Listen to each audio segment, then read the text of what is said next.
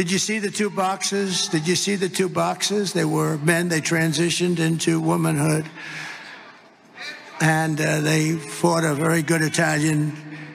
They have women's boxing in the Olympics. And they fought a very good Italian young lady. And boom, she got hit with just a left jab. She went back to her corner, said, I've never been hit like that. This was just like a defensive. Oh, they could fight Iron Mike, I'll tell you. Iron Mike would say, this is not a good thing. I know Iron Mike, and he's a great guy, Mike Tyson. He's a great guy. He's a good man. Okay, Mike's been through a lot, but he could fight. Let me tell you, that guy could fight. But can you imagine Mike? Oh, he says, put Mike in the ring with Kamala. That would be interesting.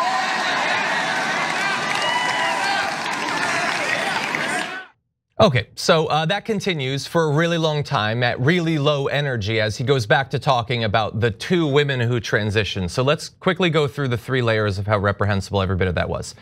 In the beginning, he is talking about the now many months ago debunked right-wing idea that the two cisgendered boxers at the Olympics, born women, women to this day, women every day, are secretly trans.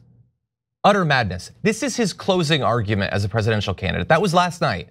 He is talking about a long ago debunked conspiracy theory where he asserts that biological women, as they would say, are secretly men. Then he starts to fantasize about them having to box Mike Tyson.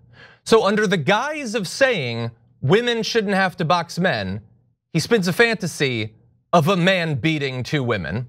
That's not enough. Then when a heckler in the crowd says, wouldn't it be funny if Iron Mike killed Kamala in the ring? He's like, yeah, that could happen. Why? Why would that be? That's not even about boxing anymore. You're just talking about the woman you're running against, what, being brutalized by one of the most dominant boxers in history? Again, all of this is one of the closing pitches he makes to America, and he's doing it, by the way, in front of a backdrop of women with Women for Trump on signs. JR, you're a sports fan, maybe a Mike Tyson fan. What do you make of that? It's the typical approach we've got, right?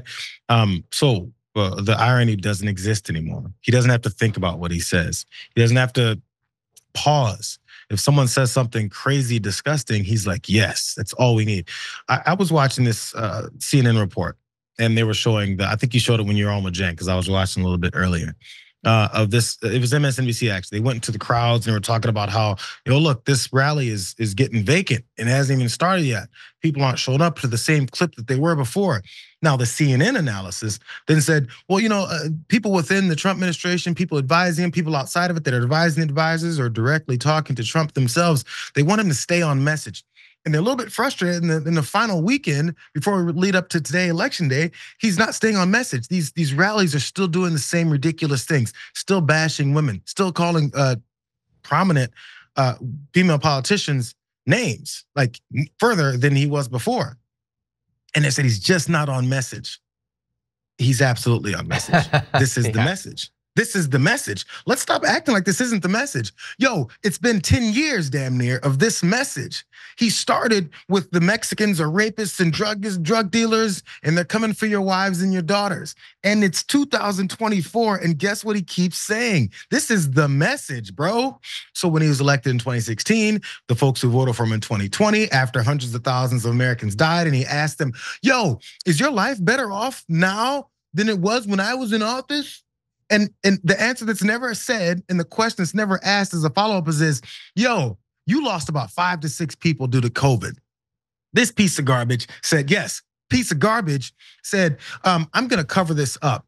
Let's not test or else there won't be numbers. I'm gonna cover this up because this could make me look bad. Yep. This was his approach to your people's lives.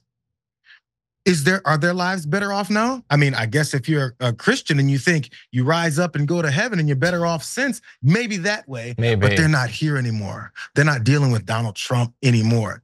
So whose lives are better off? Nobody actually answers the question.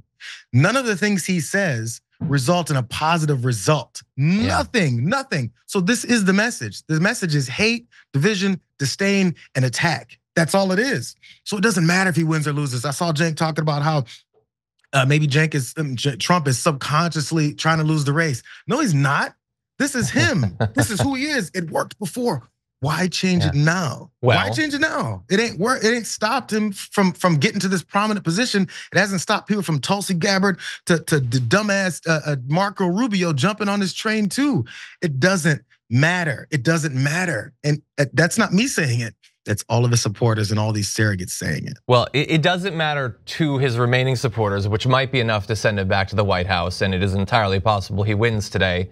He did lose narrowly in 2020, and he should be leading by 8 points this year, considering how much people didn't like Joe Biden. But it is neck and neck, so I think in that way it potentially matters. But that said, I do think it is who he is, and I do think he's on his message, if not the campaign's message.